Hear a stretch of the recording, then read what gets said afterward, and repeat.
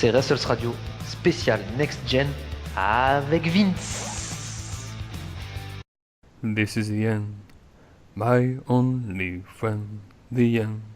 Bienvenue pour ce nouveau podcast, cette nouvelle émission de Wrestles Radio. On va parler cette fois de NXT TakeOver The End, nouveau spécial event de la WWE consacré à NXT. Et pour parler de ce show, de la brande jaune, on va accueillir Pierre tout d'abord. Bonsoir Pierre. Avec cette intro, c'est pas la porte que tu vas prendre, mais les portes.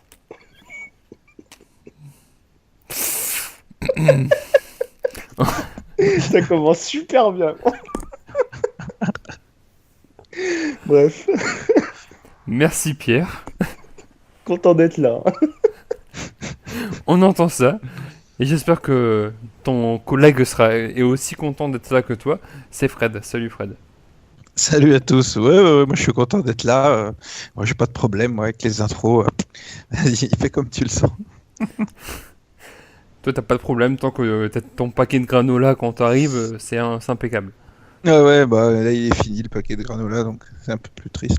Il va falloir réapprovisionner. Ouais, Ouais, j'ai pas anticipé. faudra passer à Carrefour. Ou Auchan ou Lidl. Ça dépend de tes moyens. Au plus près. Voilà. Donc au programme de ce NXT TakeOver The End, il y avait 5 matchs. Un match pour le titre par équipe NXT, un match pour le titre féminin de NXT, et un match pour le titre majeur, un match en cage. Est-ce qu'il y avait un match que vous attendiez en particulier, Fred? Ouais, surtout le Austin Aries contre Nakamura. Parce que c'était un inédit, quoi. Deux qu'on connaissait d'avant NXT. Finn Balor, Joe, on l'avait déjà eu. Enfin, c'est pas la première opposition qu'on a. Donc, c'était vraiment Aries Nakamura que j'attendais le plus. Pierrot? La même chose. Pour les mêmes raisons à peu près. Et, enfin, pour voir aussi si la hype Nakamura continuait de prendre à NXT. Parce que j'avais été sous le charme du catcheur à Dallas. Et j'espérais la même chose à la Full Sail. Mais tu nous diras tout à l'heure si tu as été déçu ou pas. On va commencer par l'opener du show. Les débuts de l'ancien La Sombra à la New Japan ou au Mexique. Les débuts donc d'Andrade Cien Almas face à Ty Dillinger. Ty Dillinger qui avait déjà été l'adversaire de Apollo Crews quand celui-ci avait fait ses débuts à NXT. Qu'est-ce que vous avez pensé de ce match? On va commencer par Pierrot. Moi, je pense que l'arrivée d'Almas est probablement une des plus ratées depuis.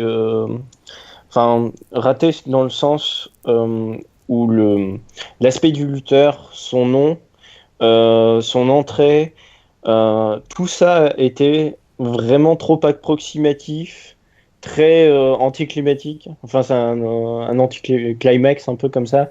En gros, on te survend un mec comme ça et au final on te le fait rentrer dans une tenue que beaucoup ont comparée à celle du Godfather. Et au final, le mec se retrouve en face de Ty Dillinger, qui est probablement un des mecs qui a la plus grosse réaction du public. Pour un mec qui perd la majorité de ses matchs, c'est extraordinaire d'être à ce niveau-là de popularité. Surtout que c'est censé être un heel. Donc, quelque part, il loupe un petit peu son rôle. Mais c'est. Enfin, le fait qu'il marche beaucoup mieux qu'une arrivée de NXT, c'est assez inédit. En soi, par contre, le match, il est bon, quoi. C'est un très bon opener. Ça met bien la foule en marche pour le show. Mais un peu déçu des débuts, un peu déçu aussi du packaging global du mec. C'est-à-dire que pour moi, faut repenser le nom, l'entrée, faut tout repenser pour en faire quelqu'un d'un peu plus attractif. Là, pour moi, s'il continue comme ça va pas fonctionner de manière très terrible. Alors que sur le ring, c'est très bien, quoi.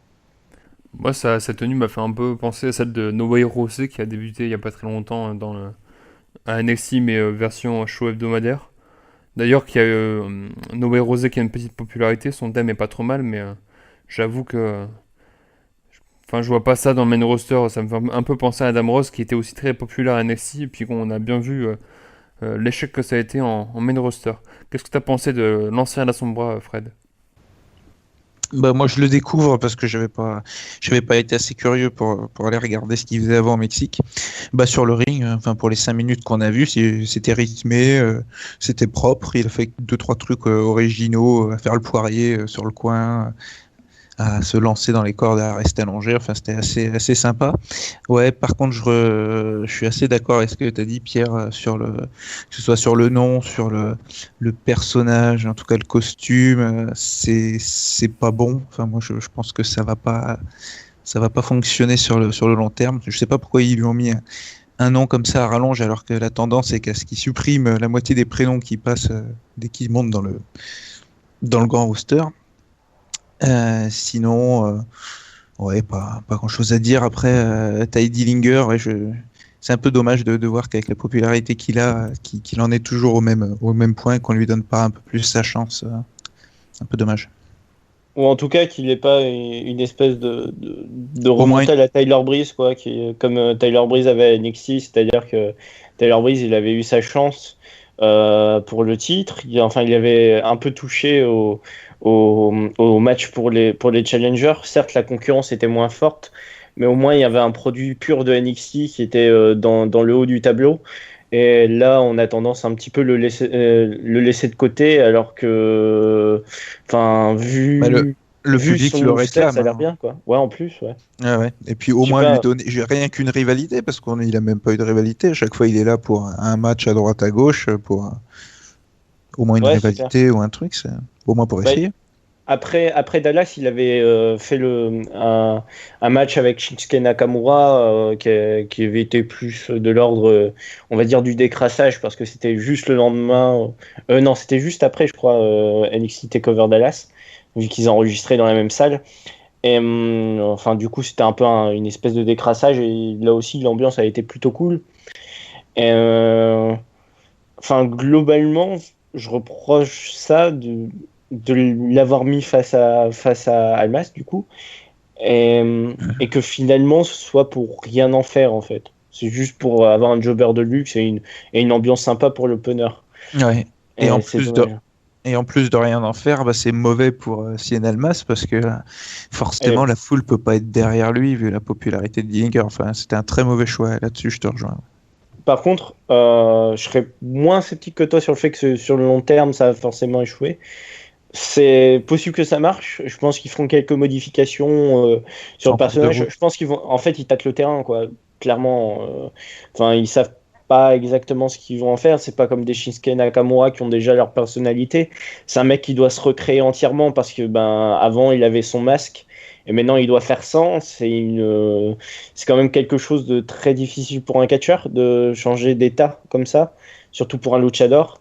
Et du coup, bah, il va y avoir forcément un temps d'adaptation, quoi. Ouais, mais enfin, je trouve que bon et Ah ouais, le enfin, nom. ouais, quand j'ai vu ça sortir, j'ai pas compris ce qu'il voulait en faire. Et ouais, le costume aussi, quoi. Après Pour dire, on pourrait me le dire 10 fois le nom d'affilée, je l'aurais pas retenu. J'arrive à dire que son dernier nom, et enfin, je sais qu'il y a Sienne qui est là, enfin ouais, voilà, mais genre le dire en entier comme ça, je saurais pas vous le dire, quoi.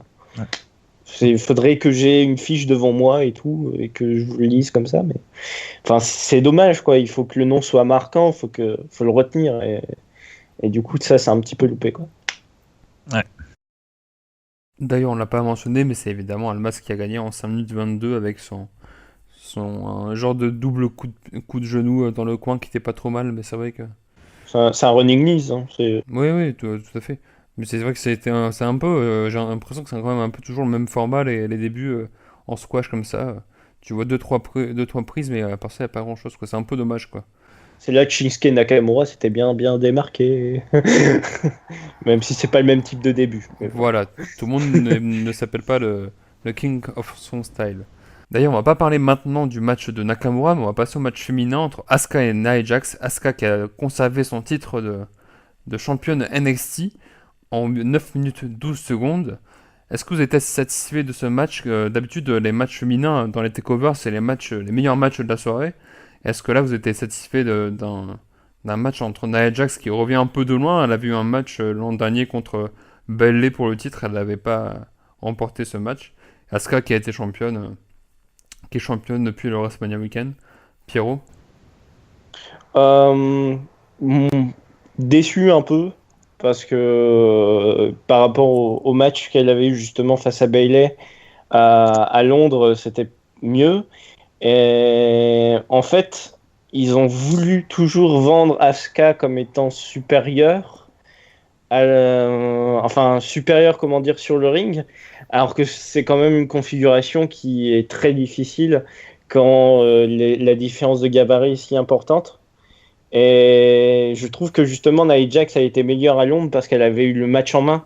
Et là, elle a dû le laisser à Asuka et ça s'est senti qu'il y avait des hésitations un petit peu. Pareil pour le final sur la série de coups de pied, j'ai trouvé ça très rapide et du coup j'étais un peu surpris.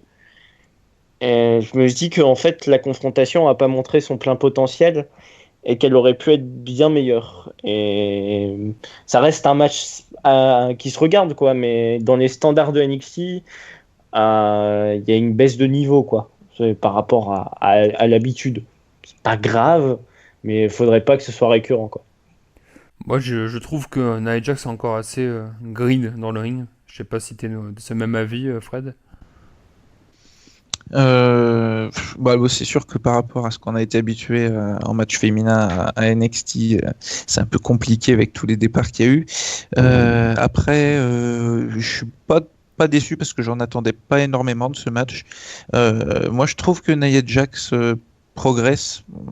On n'a pas vu beaucoup de matchs longs malgré tout, à part celui que tu as mentionné face à Bayley à Londres. Sur les matchs longs, qui durent à peu près 10 minutes, quoi, au moins. Je trouve qu'elle progresse. J'ai trouvé le match assez rythmé, assez intense, brutal un peu, même par moments. J'ai trouvé qu'elle se donnait bien. Donc, moi, j'ai trouvé que c'est une opposition de style assez réussie. Voilà, je serais un peu moins dur que vous, je pense. Ben, pour contraster un petit peu, pour nuancer un petit peu mon propos, j'apprécie beaucoup Nia Jax. Je trouve que la personnalité globale est très bonne. Et le fait qu'elle ait un physique différent de toutes les Super Saiyan féminines, qu'elle ait sa tenue de ring vraiment spécifique, comme ça, tout noir, etc. C'est à la fois un peu, comment dire, la successeuse de Karama, j'ai envie de dire, même si je remonte un petit peu à des débuts spécifiques, quoi. Enfin, Karma, c'était un passage un peu éclair et pourtant très marquant de la section féminine de la WWE. Mais, enfin, Karma, c'est Awesome Kong avant, il me Oui. semble. Voilà. Pour ceux qui la connaîtraient plus de la TNA. Et, du coup, je trouve que Nia Jax, le fait qu'elle a un physique à part, qu'elle ait une attitude à part, ça rend son côté Monster Hill assez sympathique et en même temps très nonchalant. Et je trouve ça très, très cool. Et j'aime beaucoup le personnage. Ouais, je trouve qu'elle le joue bien aussi. Et puis, c'est vrai que gabarit féminin comme ça, on n'en a pas beaucoup. Donc, j'aime bien aussi les oppositions un peu différentes. Ça nous change de temps en temps. Et quand c'est réussi, c'est sympa. Vous voyez qui en prochaine challengeuse du titre, Pierrot? Euh, Potentiellement, ils vont sûrement faire un match avec Bayley. Je pense qu'il y aura la revanche Asuka Bayley. Peut-être un triple threat. Je sais pas s'ils continuent à mettre Nia Jax dedans. C'est possible, c'est une possibilité, mais principalement, je pense que Bayley va prendre une dernière fois sa chance pour reprendre le titre féminin de NXT et surtout que Brooklyn, c'était le temple du meilleur match de l'année dernière, donc voilà. Entre Bayley et puis Sasha Banks. Moi, je trouve que de toute façon, il n'y en a pas 50 possibilités. Peut-être Alexa Bliss, qui est un peu laissé de côté et qui commence à être là depuis un certain temps, qui pourrait avoir un peu sa chance. Sinon, les autres qui sont un peu mis en avant, style Carmella, est pas prête du tout. J'en avais une autre en tête, mais je l'ai perdue. Alexa Bliss ou ouais, la revanche face à Bayley, mais il va falloir vite en sortir une du lot parce que ça traîne un peu. En tout cas, nous, on va pas s'éterniser sur ce match féminin. Je pense qu'on en a assez parlé. On va plutôt passer au match par équipe pour les titres par équipe de NXT. entre The Revival, Scott Dawson et Dash Rider face à American Alpha, Jason Jordan et Chad Gable. Donc c'est un match revanche de, si je me trompe pas, de NXT TakeOver Dallas. American Alpha avait remporté les titres à Dallas et là, ils ont perdu les titres face à Revival avec après le match une attaque de deux inconnus notoires. C'est pas des stars de l'indie. Alors j'avais le nom sous les yeux et c'est assez compliqué à dire. Ils vont sûrement changer de nom peut-être. Xim Selmani et Sonny Disa qui sont managés par le Hall of Famer Paul Herring, l'ancien manager des Road Warriors ou Legend of Doom, ça dépend quel nom vous préférez. On va d'abord parler du match. Qu'est-ce que vous avez pensé, Fred? Très très bon match, excellent. C'est le match que j'ai au final le plus aimé du show. Donc j'avoue que je l'attendais un peu parce qu'American Alpha, depuis maintenant pas mal de mois, ils sont bien populaires, ils font des trucs vraiment sympas. Et puis le match a été excellent, mais j'avais trouvé le premier affrontement entre les deux équipes bon, et je l'ai trouvé encore meilleur. Et Revival est très bon aussi, surtout. J'ai trouvé Scott Dawson vraiment excellent. Donc c'est vrai que quand un match est très bon, j'ai du mal à en dire beaucoup de choses, mais c'est un des meilleurs matchs par équipe, je pense, que j'ai vu à NXT. Je suis totalement d'accord avec toi, quoi. Pour moi, c'est le meilleur match de la soirée, de loin, et c'est surtout un des meilleurs matchs tag team qu'on a eu depuis un moment. Parce que c'est très très bon in-ring. Il y a des mecs qui se connaissent très bien, qui ont fait du coup plusieurs matchs ensemble. On sent qu'il y a une bonne complicité sur le ring, qui comprennent bien les moments où il faut un petit peu doser, où il faut mettre quelqu'un en situation de face en péril, etc. Les échanges de domination, c'est tout un dosage spécifique au tag team que les deux équipes ont vraiment très bien compris. Et on ajoute à cela une qualité technique qui est vraiment très bonne. C'est vraiment un des meilleurs matchs tag team qu'il y a eu depuis le début de NXT, quoi, vraiment. Et je suis très content que Revival reprenne les titres parce que j'avais peur qu'il fasse qu'il se fasse juste enterrer en fait. Alors que je trouve je trouve l'équipe intéressante. Les personnages ont rien de particulier, quoi. Mais l'équipe est intéressante, les catcheurs ont une bonne gueule de heel, et du coup ça marche bien. Et je pense vraiment qu'un troisième match entre les deux, avec peut-être une stipulation, ça peut être vraiment cool. Et ajouter encore une dimension à après deux matchs qui étaient déjà vraiment excellents, quoi. Dallas et celui-ci, les deux équipes sont vraiment un niveau au-dessus en termes de tout ce qui est équipe tag team, quoi. En qualité technique in-ring, en tout cas, ils sont au-dessus, quoi. C'est vrai qu'il y a une fluidité dans le match, il n'y a aucun moment de mou. Je trouve que Scott Dawson est vraiment impressionnant. Ça fait un moment qu'il est avec NXT et je trouve qu'il a pris de l'expérience. C'est vraiment impressionnant. Lui et Gable, qui font énormément de travail pour leur équipe, sont super, quoi. Les matchs me font penser un peu aux matchs par équipe qu'on avait à SmackDown dans les années 2003-2004. Par exemple, les Los Guerreros contre Benjamin et Charlie Haas, ou enfin ce genre de match qui était avec deux équipes qui s'entendaient vraiment bien et qui assez technique et avec un rythme assez soutenu. Ça me fait assez penser à ce genre de match.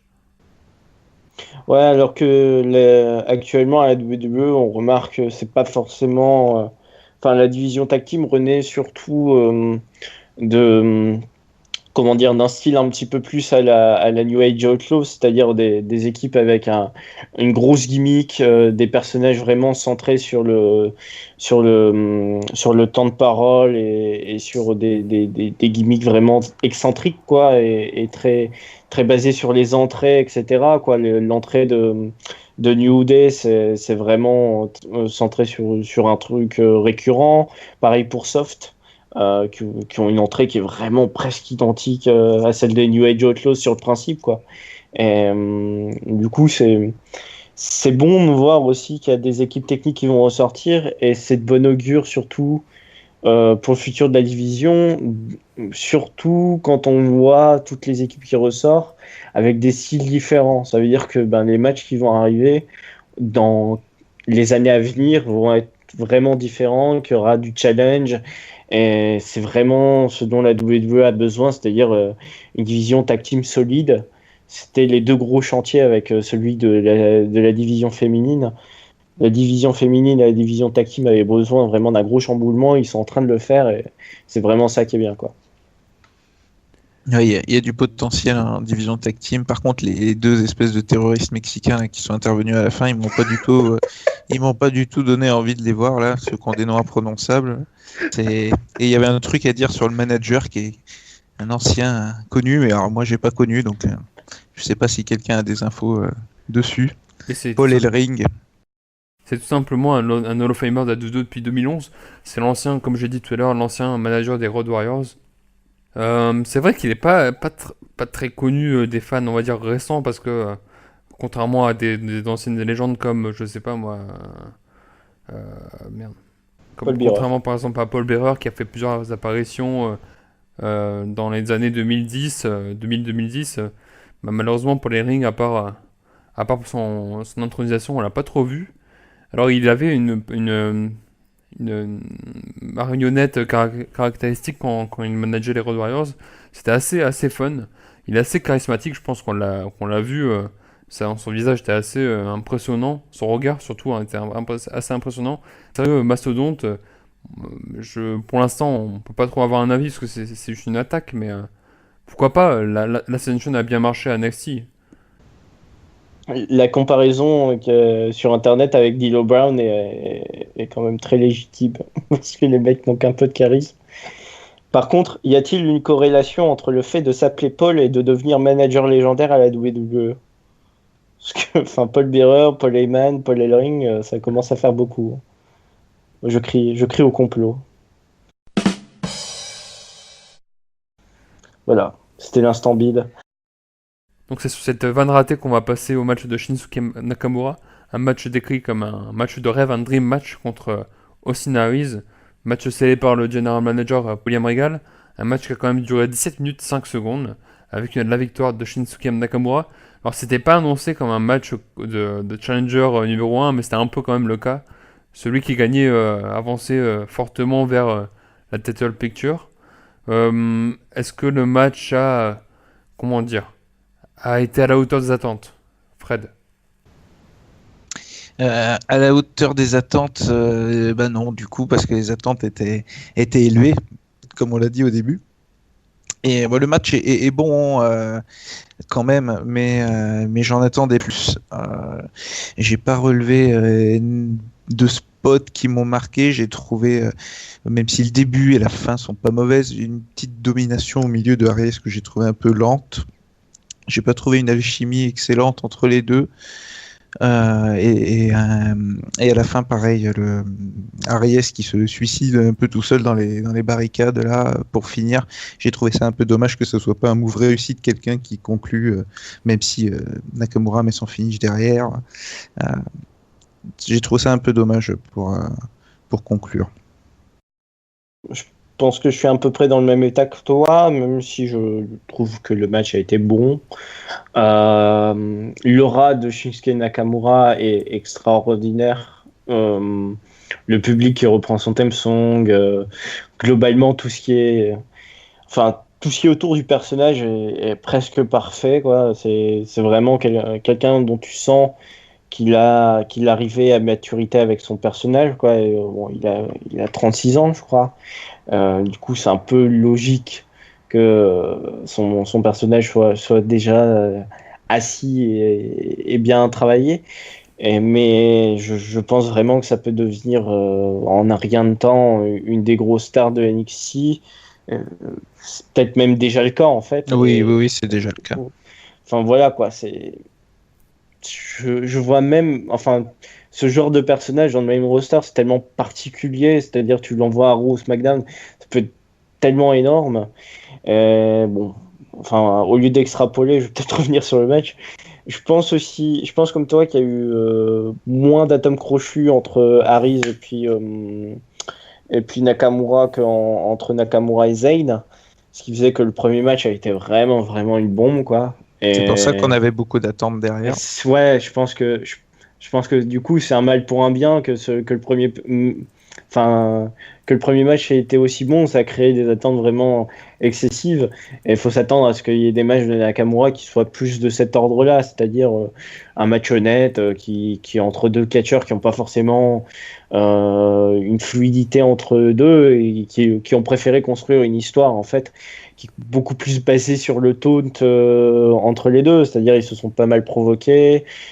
C'était un peu celui qui frappe le plus fort avec des techniques un petit peu pour affaiblir l'adversaire. C'était un peu moins un show match en fait que le premier match de Nakamura et du coup c'est peut-être ça qui a fait un peu perdre le match en qualité.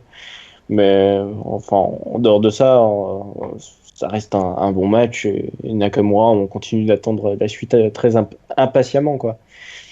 Et surtout c'est pas une défaite non plus qui affaiblit Harris et je pense que Harris va pouvoir se trouver une première vraie rivalité d'ordre plus massif. C'est-à-dire que, encore une fois, enfin, la rivalité avec Nakamura est déjà plus consistante que ce qu'il a eu avant, mais je pense qu'il a besoin d'avoir encore une étape supérieure, quoi. Et dans cet ordre-là, je pense que l'arrivée de Bobby Roode va être assez intéressante à suivre. Je trouve toujours des bonnes promos au micro parce que évidemment j'ai regardé la vidéo promotionnelle du match juste avant justement juste avant le match et je trouve que même quand on lui donne pas forcément une rivalité intéressante, il arrive toujours dans sa promo à donner quelque chose d'intéressant dans le teasing du match en fait. Je sais pas si vous êtes d'accord mais Ouais, si, franchement, je pense qu'au micro, c'est un des mecs avec le plus de potentiel dans le roster de NXT. Bon, les plus gros parleurs sont partis depuis un moment, genre Kevin Owens, qui avait peut-être le potentiel de rivaliser, est déjà dans le main roster depuis plus d'un an. Mais là, ouais, Harris, ça va être un gros, gros morceau au micro, quoi. Ouais, je pense aussi. Après, c'est vrai que je le connais pas trop, donc j'attends de voir encore un peu pour me positionner. Mais bon, ce qu'il a montré pour l'instant, ouais, c'est bon. et oui, je ne peux que conseiller son match à destination 2012 à la TNA contre Bobby Roode qui a été pour moi à l'époque un mark moment. J'avoue, j'avais bien marqué sur ce moment où Harris, bon, je vais pas spoiler le résultat, mais où Harris fait une grosse prestation. On va peut-être passer. À noter que Bobby Roode a fait une apparition avec Claire. On l'a vu passer derrière en coulisses.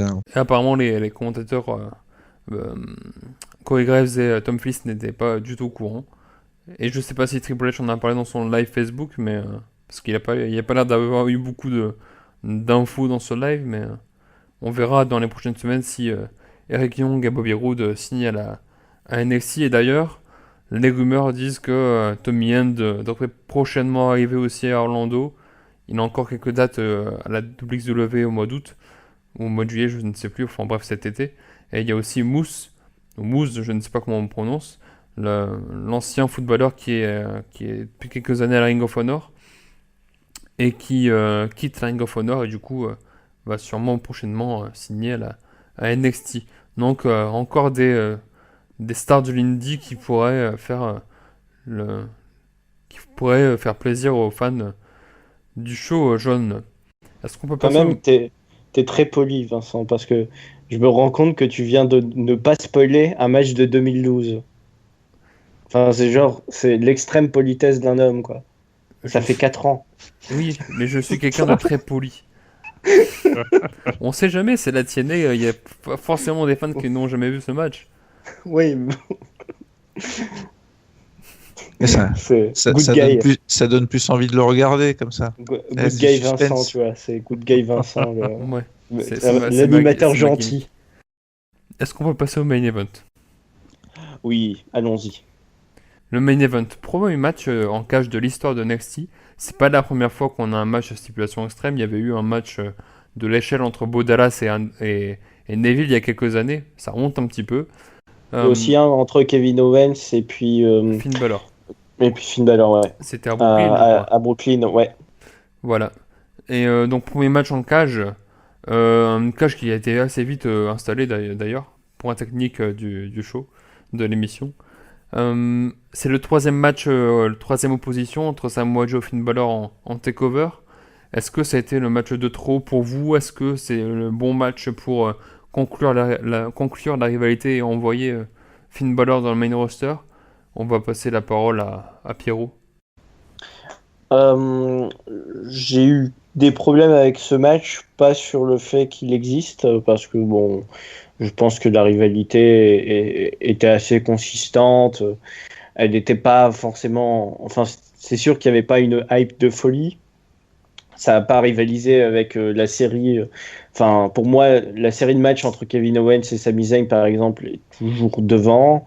Euh, c'est bien d'avoir eu ce troisième match, de l'avoir eu en cage, parce que ça a permis en fait de vraiment mettre le personnage de Balor sous d'autres feux, c'est-à-dire le personnage du démon a eu quand même pas mal de défis à affronter.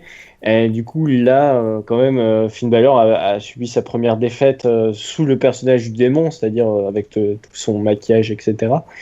Et c'est assez impressionnant de voir ça, c'est-à-dire que, enfin, donner une première défaite à cette espèce de Super Saiyan, en fait, c'est un peu son mode Super Saiyan, quoi, le démon. Et ouais, ça marque peut-être la fameuse fin aussi que voulait souligner ce takeover. Et ouais, c'est peut-être le lancement enfin, c'est la fin de Finn Balor à NXT, mais sûrement le lancement ailleurs. Il y aura un petit temps où il va peut-être disparaître ou quoi. Et ça permet aussi d'asseoir Samoa Joe en tant que mon story principal du show NXT. J'aime bien Samoa Joe, je l'ai pas autant connu que par exemple toi Vincent avant son arrivée à la WWE. Et du coup, enfin, j'aime vraiment son style in ring. Je trouve ça cool. Même s'il dépend un petit peu, en fait, ce genre de catcheur dépend peut-être un peu de son adversaire. C'est peut-être qu'il peut moins porter un match par lui-même, mais c'est peut-être aussi parce que je le connais moins que je dis ça, mais c'est vraiment la sensation que j'ai. Après, bon, le mec a tellement d'expérience que voilà, je parle peut-être en l'air. Mais sinon, les reproches que j'aurais à faire à ce match, c'est la réalisation. C'est-à-dire que la manière dont ça a été filmé, ça m'a gêné. Je trouvais qu'en fait, que la cage avait gêné la réalisation du match. Je trouvais pas ça bien filmé. Et du coup, c'est dommage parce que le in-ring a été correct. C'est probablement le meilleur des trois matchs entre Samoa Joe et Finn Balor.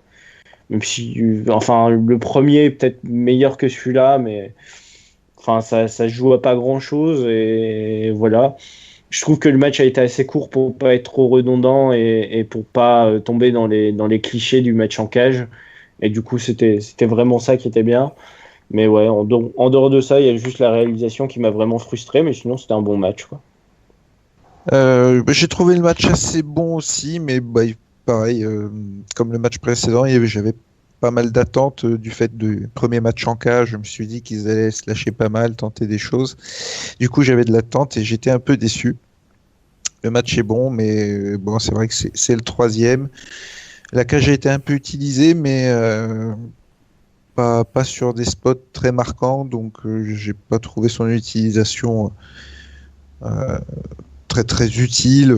Plus elle paraissait, enfin c'est le format petit quoi du coup pour le ring d'NXT. Du coup ça fait une petite cage, ça paraît un peu ridicule, mais bon. Une cajounette. Voilà, une cachounette, c'est bien.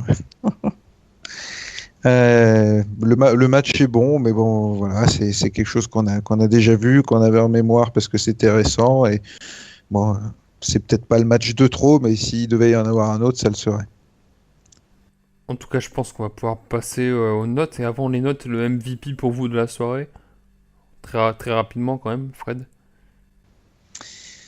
Je vais en mettre deux du coup. Je vais mettre Dash et Dawson parce que parce qu'ils ont gagné, quoi. J'aurais pu mettre Chad Gable et Jason Jordan, mais c'est le match que j'ai le plus aimé, qui m'a le plus surpris par le travail d'équipe, et du coup, c'est eux que je mets en MVP. Moi, je vais surprendre et je vais mettre Ty Dillinger. Parce qu'avoir une popularité pareille, avec la bonne attitude et permettre quand même de perdre, enfin, ne pas se plaindre de se coucher, et de laisser un mec qui vient d'arriver te battre, je trouve que c'est honorable. Et en fait, ce statut de jobber de luxe, franchement, faut le mettre en avant parce que bah, c'est un rôle ingrat et c'est un rôle qu'il remplit à la perfection, à la perfection 10 sur 10, quoi. Voilà. On va pas en faire des tonnes dessus, je pense que c'est les débuts de Andrade Cien Almas, non? Euh, ouais, bah ouais, parce que ben, le reste, ouais, malheureusement, ouais, c'est lui, quoi. Dans un show pareil, en fait, c'est pas quelque chose d'ingrat d'être le plus mauvais dans un show pareil, quoi. Enfin, les takeovers sont tellement bons que d'être le moins bon de ce genre de soirée, c'est pas trop grave, quoi. Surtout quand même sur le ring, t'as été bon. Donc, du coup, c'est Yeah. juste des soucis d'approximation et de réglage, quoi. C'est pas grave. Ça arrive. Ça fait partie du deal. Ouais, il n'y a pas eu de mauvais, ouais, il y a eu peut-être des moins bons, mais bon, c'est Voilà. Le moins bon. le moins bon. Le Ouais, c'est difficile d'en less citer un. valuable player, c'est la traduction littérale. Je vais dire Finn Balor. Ah! Parce que pour la première fois depuis qu'il est arrivé à NXT, bah, il va être écarté du titre, du coup, puisqu'il l'a pas récupéré et que c'est probablement la fin de la rivalité. Et du coup, bah, à voir ce qu'ils ont prévu pour lui, mais c'est la première fois qu'il descend. Il avait fait que monter jusque-là. C'est peut-être une redescente pour mieux rebondir parce que ben justement, ce genre de défaite, ça peut te permettre de recréer un peu ton personnage. Et c'est peut-être ce dont il avait un peu besoin. Mm. Parce que le côté je sors le démon, du coup je vais gagner, au bout d'un moment, je comprends que ça puisse laisser les gens, quoi. L'avenir nous le dira. Et l'avenir va nous dire quelle note vous allez mettre à ce special event NXT TakeOver The End. Fred? Je vais mettre 7,5. Parce qu'il était bon malgré tout, il n'y a pas de point faible. Et il y a un gros point fort qui est le match par équipe. Moi, je vais mettre 8 parce que je trouve que le show a en plus une bonne symbolique. Enfin, le côté The End of Beginning, le fait que, en fait, of the Beginning, le fait que la WWE ait eu envie de mettre un sens à ce show, je trouve que c'est un effort qui est saluable. Et bon, le show est très bon grâce à ce match par équipe et aussi grâce au fait qu'ils aient plein de mecs vraiment très bons. Enfin, vraiment, il y a vraiment un roster de rêve à NXT que Raw ou SmackDown vont envier, quoi. Et du coup, c'est ça qui est bien. Et du coup, ouais, le fait qu'il y ait en plus une symbolique à la fin de Baylor, au fait que ben, maintenant NXT c'est quelque chose qui fait partie des meubles, ben, ça ajoute au show et je pense que 8 c'est une très bonne note. Moi, Et je vais toi, le Vincent? mettre. Oui, parce que j'ai vu le show, mais comme Pierre aime me faire dans les monologues, j'évite de trop parler. Moi, je vais mettre plutôt un 7 parce que c'est vrai que le show est bon. Il y a pas grand chose à ajouter, mais j'ai pas trouvé. On va dire que j'ai pas été investi émotionnellement autant que par exemple pour celui de Dallas, quoi. Donc, ouais, plutôt un 7. Du coup, j'ai pas fait exprès, mais ça fait une moyenne de 7,5, hein. C'est Moyenne, ça. moyenne très très très correcte, puisque généralement on recommande les shows quand c'est au-dessus de 6.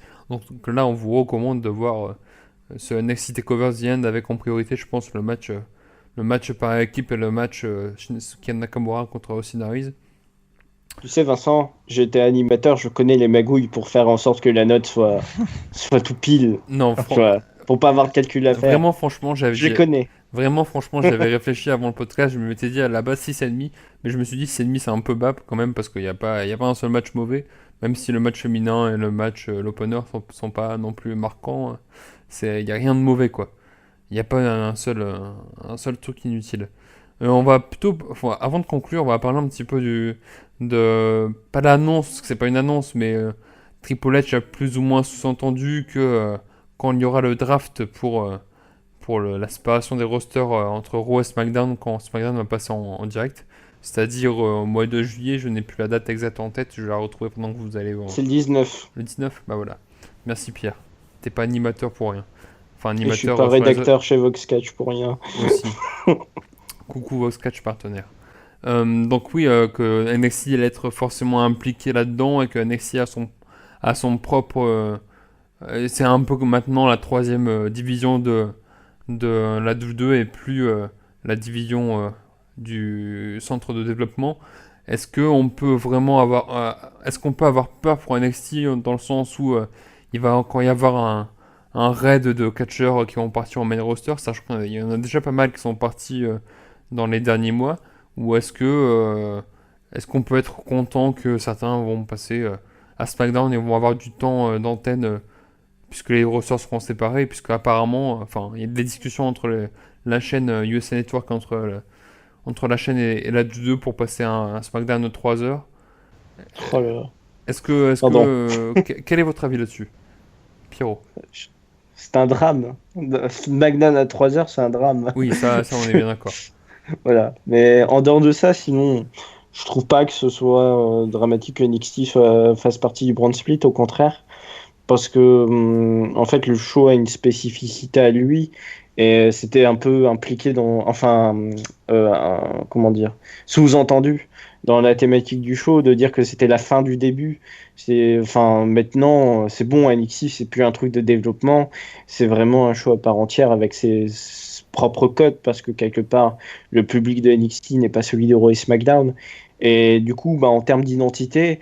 NXT a déjà plus de légitimité à faire partie du brand split que SmackDown, parce que SmackDown en termes de caractère, avant ça avait une certaine force, depuis sa création ça avait créé une certaine identité SmackDown, et au fur et à mesure ça avait baissé, et c'est pour ça qu'ils avaient arrêté un petit peu la séparation des brands.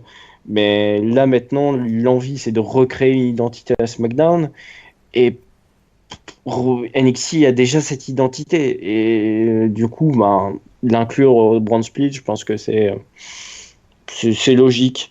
Et je crains pas trop pour le show en lui-même, parce que je pense que la WWE va garder cette espèce de côté territoire de développement quand même, quoi, parce que enfin, de garder des catcheurs un peu spécifiques et de pas tous les envoyer à Raw ou à SmackDown, ce serait au mieux, abusé, et au pire, ce serait vraiment de la folie. Et je vois pas NXT devenir le nouvel ECW, quoi. Ça va pas être le show poubelle où on va mettre ceux dont on veut plus, ou tous les nouveaux qui viennent sortir du Performance Center, quoi. Ça va pas être ça.